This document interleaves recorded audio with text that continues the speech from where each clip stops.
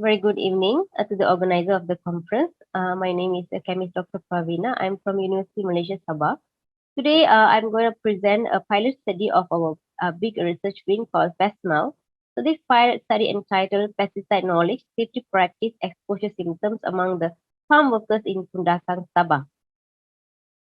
So this will be content of my presentation today. There are basically 6 topics that I'm going to cover. As a study background, there is a growing interest of agricultural activities, especially in Malaysia, for vegetables for fresh market consumption.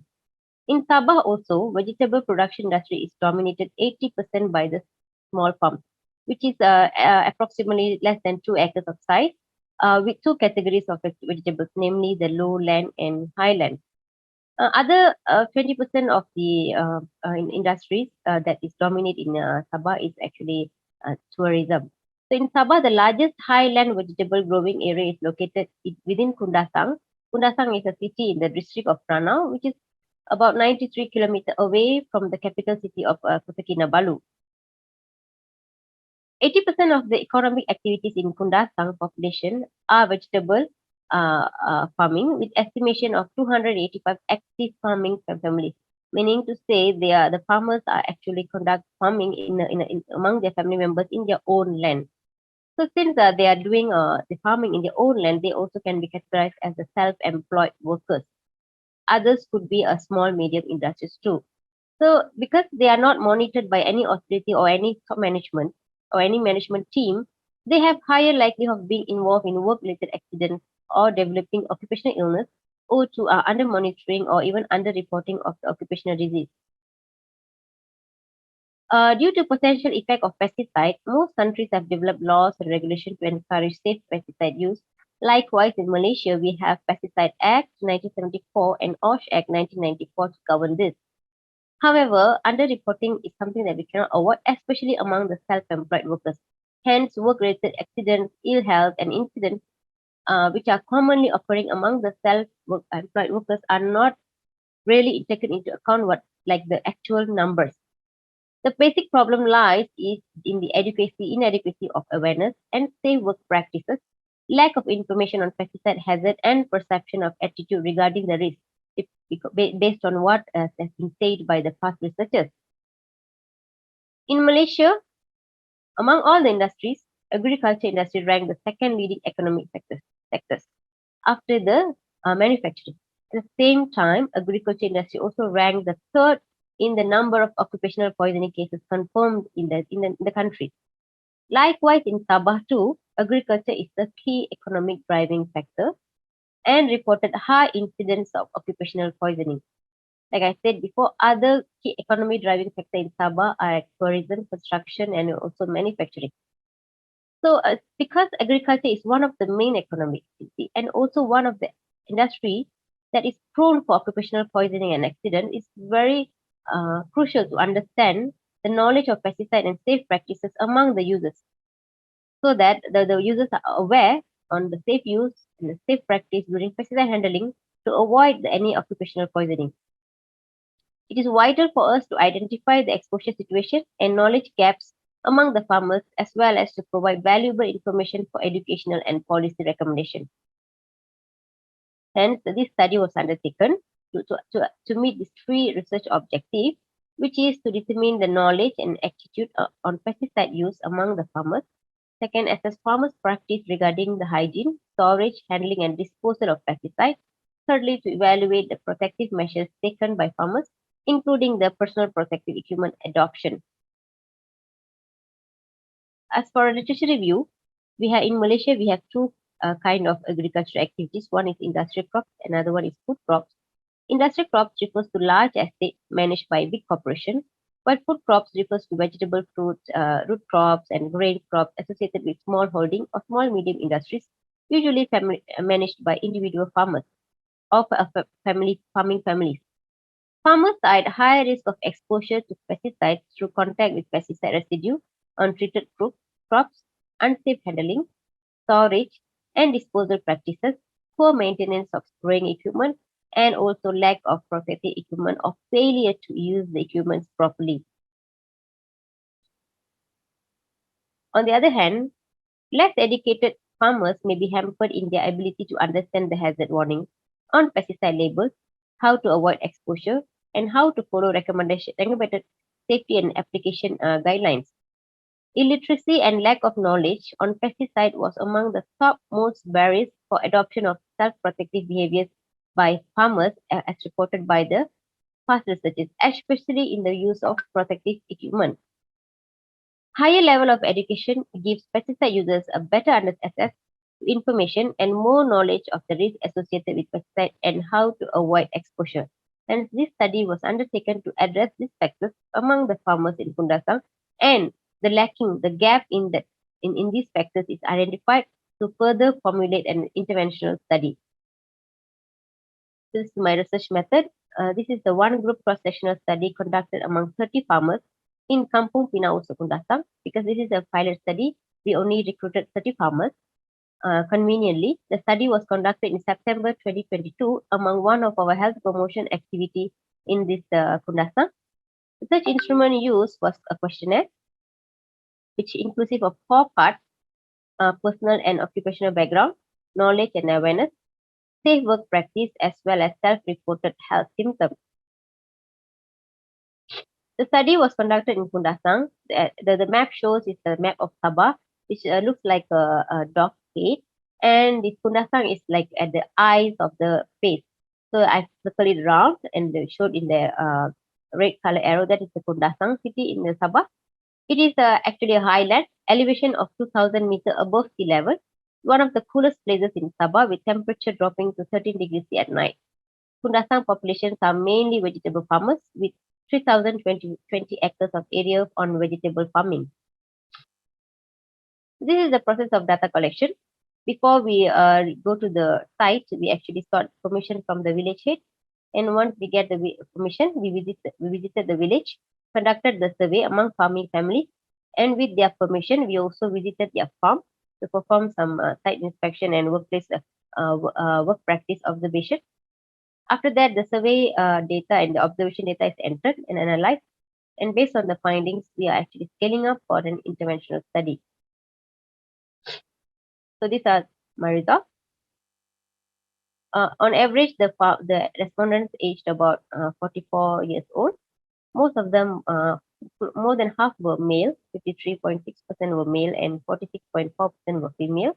They had an average years of 17 years experience in farming, and more than 40% of them spend daily in their farm doing farming activities. This chart shows the knowledge, attitude, and understanding about pesticide among the respondents. We can see that most of them have good amount of knowledge and attitude and understanding about pesticide. Most of them aware that pesticide will affect human health, but slightly lower than that aware that it also affect environment. They believe that pesticide is indispensable, meaning they think there is no replacement for pesticide in order to produce a good crops. And this shows that they have lack of information regarding the organic farming. However, they also read and understood and follow pesticide labels. About the route of entry, most aware that inhalation is the potential route of entry for pesticide, but only very less aware that pesticide can also be exposed through eyes exposure. More than half they aware that there are some pesticide banned in the country, and the reason for banning is due to high toxicity. Also, they are aware of. Regarding pesticide storage, close to 40% store their pesticide in the farm itself, not in the locked store cabinet. About 35% are also stored in a designated area to keep the pesticide. This shows that the usage of storage cabinet is very minimal. About 14% also bring and store pesticide in their living quarters, which is which is an unsafe practice regarding pesticide storage.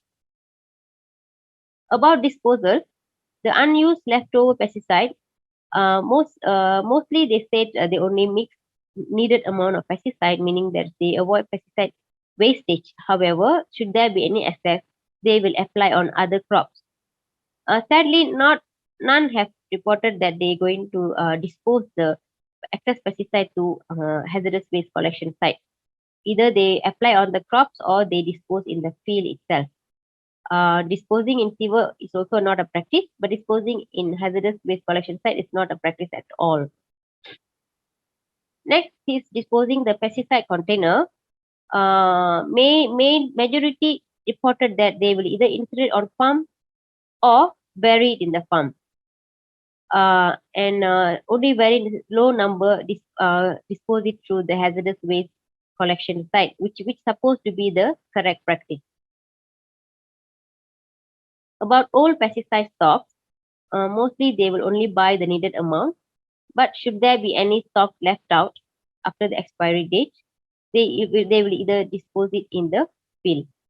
And only very few reported that they will dispose it through the hazardous waste collection site. But when we inspect the place, the old stocks are still kept in the store where they keep also other pesticides and other equipment related to farming.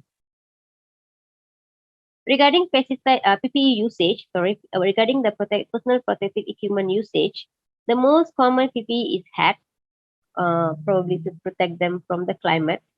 And next is glove and protective boot, followed by respirator. Glove also is used quite commonly. However, safety glass or goggles and apron is very less used. This actually reflect on the understanding that eyes is not a route of entry for pesticide. Hence, their goggles is not given a priority as one of the PPE. About safe work practice, they have a good safe work practice as reported through the survey. Most they don't eat or drink or smoke while mixing and spraying pesticides. They also shower immediately after mixing or wash clothes separately and spray following the wind direction to avoid cross contamination. However, when we observe, go and inspect the place that they saw the pesticide, we can see they saw it close to the place where they keep their own drinking bottles. This is shows while they are aware eating and drinking during spraying activities is prohibited, they are not aware that keeping food close to pesticide is also not a good practice. This is about the self-reported toxicity symptoms related to pesticide use. As you can see, more than 30% have reported headache, dizziness, skin irritation, and fatigue. The least common symptoms is vomiting and stomachache.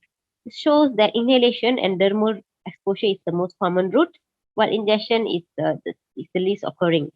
Overall, close to 40% had at least 3 and above self-reported toxicity symptoms, showing that there could be some exposure to pesticide and which is leading to health symptoms or health deterioration among the farmers.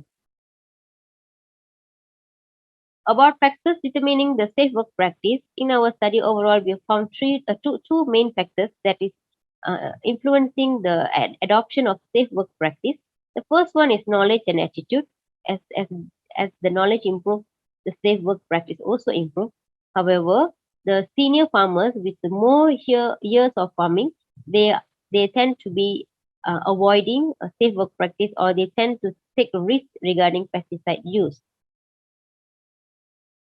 So these are my discussion and conclusion. Understanding farmers' level of knowledge and practice regarding the safe use of pesticides is vital for providing sound educational and policy strategies. Majority of farmers were aware that of the harmful effect of pesticide regarding to the environment and human health, as well as the route of entry. We can see that knowledge level influenced their safe work practice as a positive association was found.